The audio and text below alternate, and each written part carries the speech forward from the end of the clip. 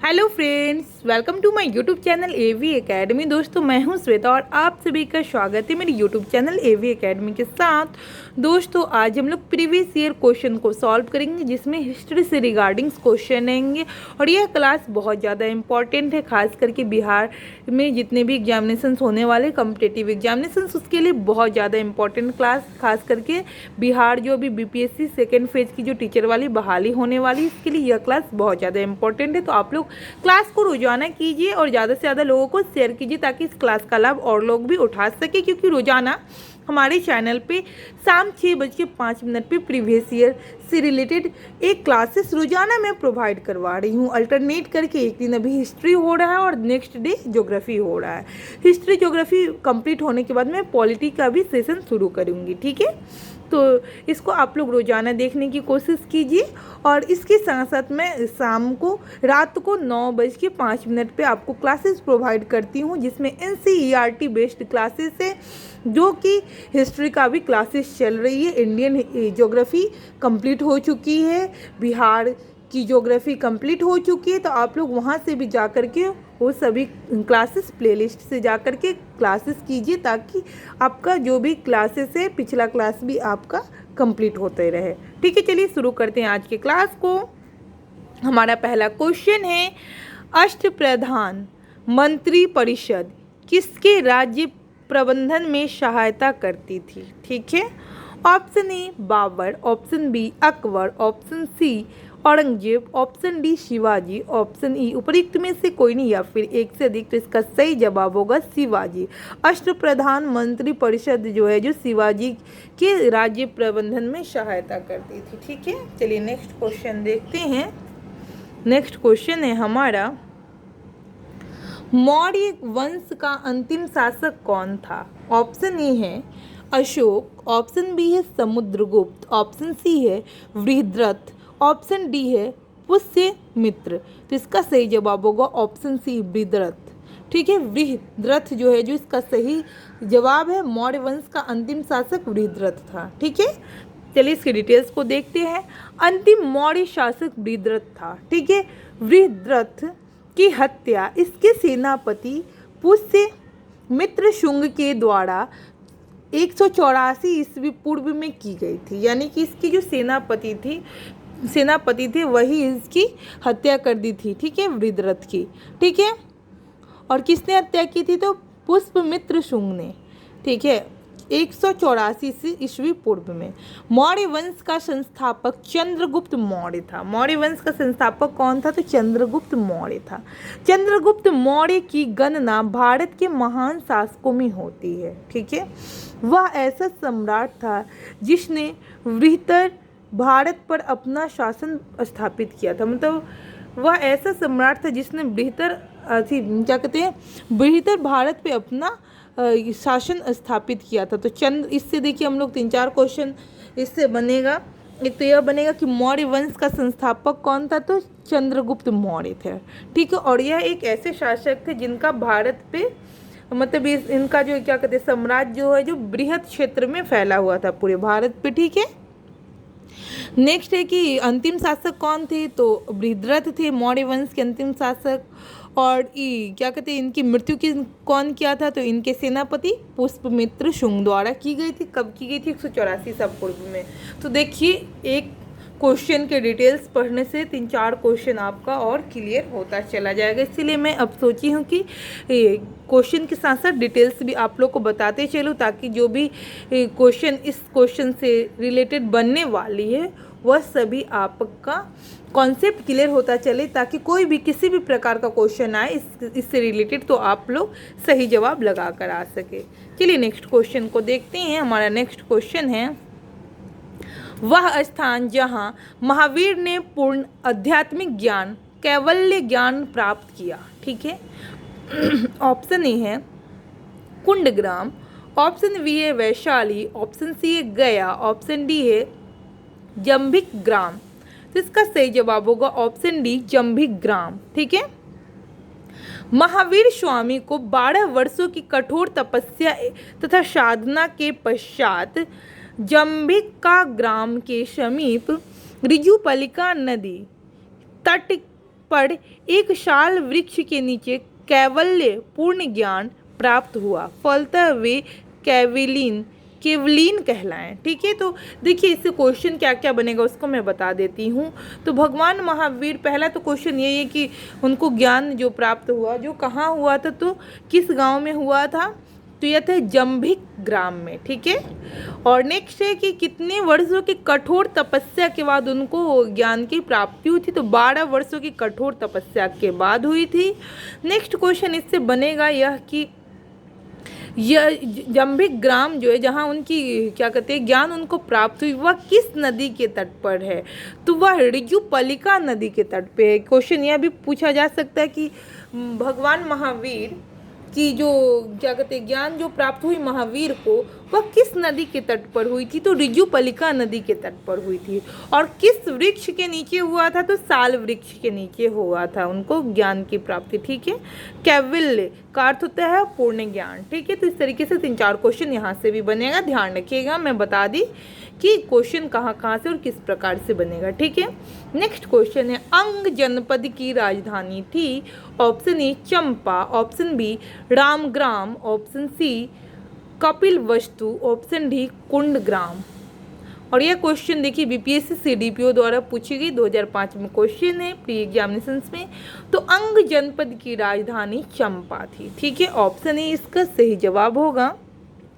देखिए उत्तरी बिहार के वर्तमान भागलपुर तथा मुंगेर के जिले अंग महाजनपद के अंतर्गत थे। ठीक है, इसकी राजधानी चंपा थी।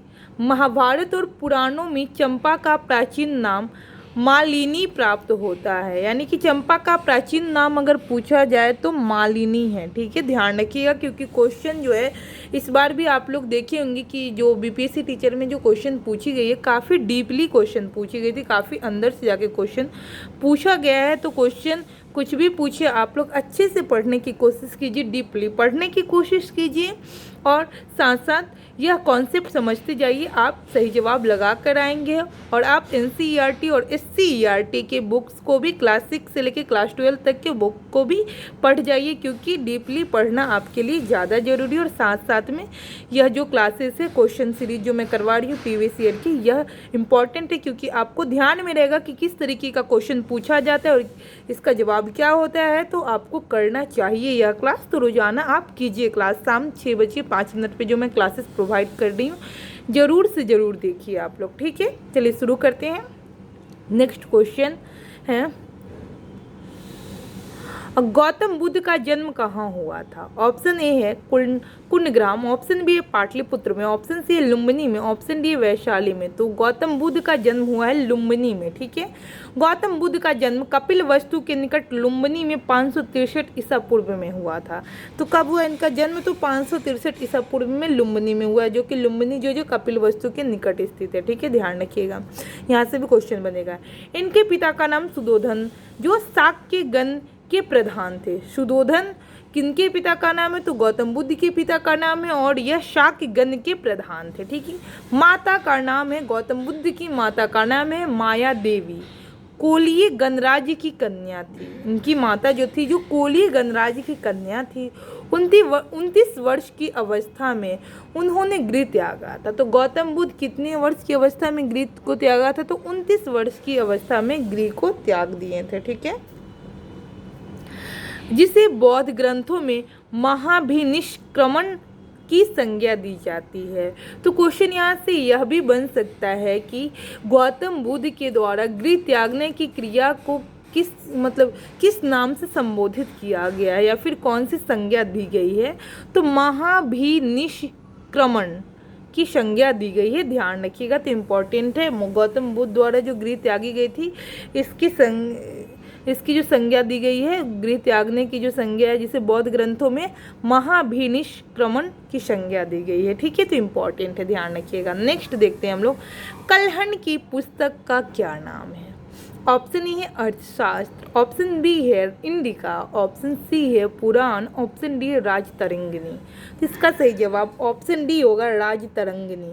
कल्हण ने राजतरंगिणी में कश्मीर का इतिहास लिखा है। ठीक है, कल्हण द्वारा जो पुस्तक लिखी गई है राज तरंगिणी, इसमें उन्होंने कश्मीर का इतिहास लिखा है। ठीक है, इस ग्रंथ की रचना कल्हण ने जय सिंह 1127 से लेकर 1159 यानी कि 59 है 1159 के शासनकाल में पूर्ण किया। ठीक है, चंद्रगुप्त मौर्य के प्रधानमंत्री चाणक्य ने राजनीतिक शास्त्र पर प्रसिद्ध ग्रंथ अर्थशास्त्र की रचना की है। ठीक है, आगे देखते हैं हम लोग। नेक्स्ट क्वेश्चन है हमारा, अजात शत्रु के शासनकाल में प्रथम बौद्ध संगति का आयोजन किस नगर में हुआ था, किया गया था? ऑप्शन ए है राजगृह, ऑप्शन बी है मगध, ऑप्शन सी है पाटलिपुत्र, ऑप्शन डी है कश्मीर। तो इसका सही जवाब होगा ऑप्शन ए राजगृह।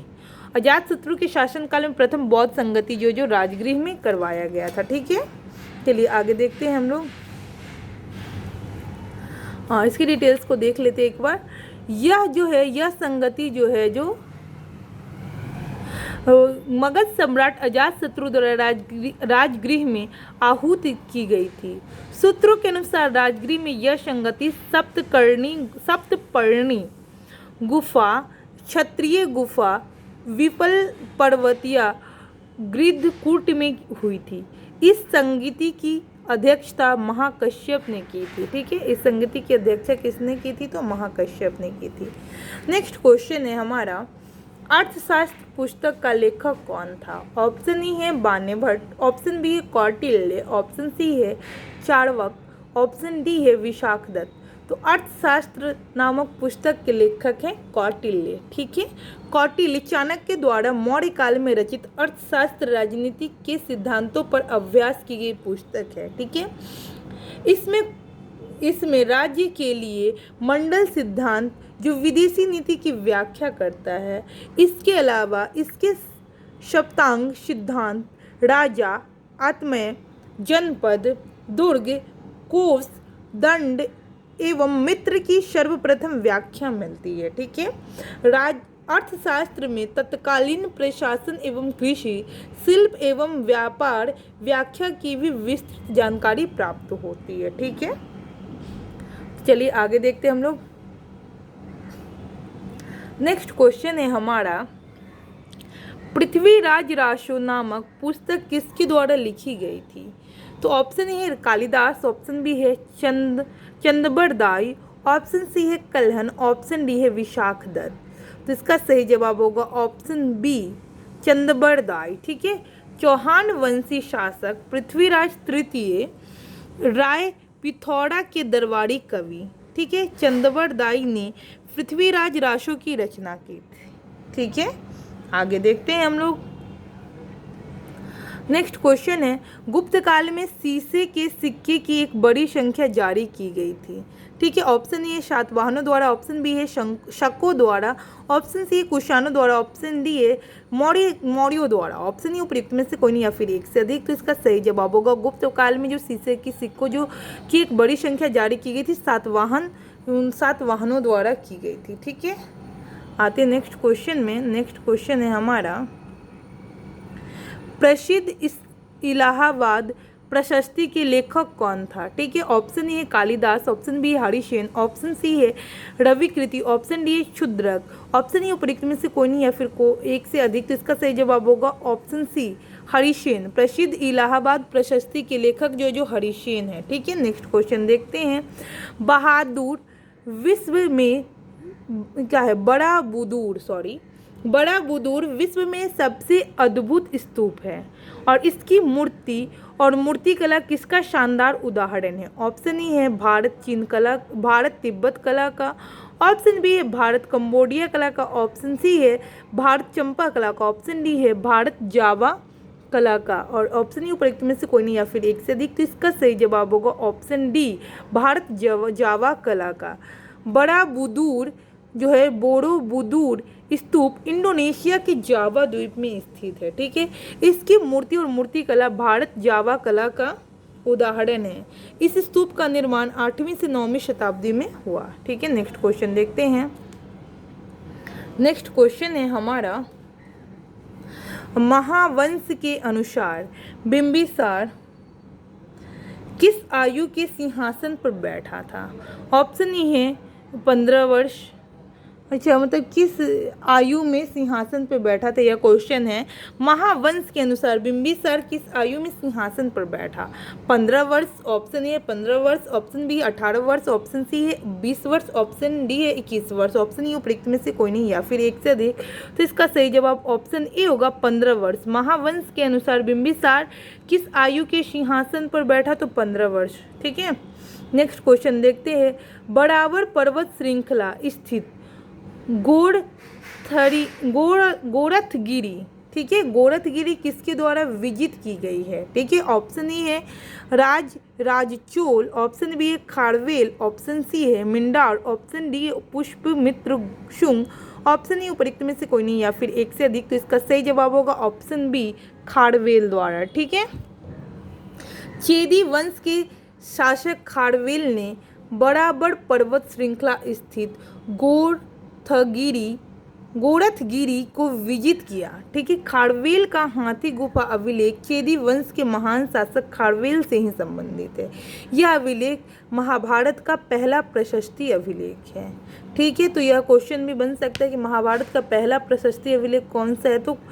तो ध्यान रखिएगा आप लोग, हाथी गुफा अभिलेख जो है वही है, क्योंकि हाथी गुफा अभिलेख जो चेदी वंश के महान शासक खारवेल से संबंधित है और यह अभिलेख भारत का पहला प्रशिष्ट अभिलेख है। ठीक है, इस अभिलेख में पहली बार महाराजा शब्द का उल्लेख मिलता है, यानी कि हाथी गुफा अभिलेख में पहली बार महाराजा शब्द का उल्लेख मिलता है।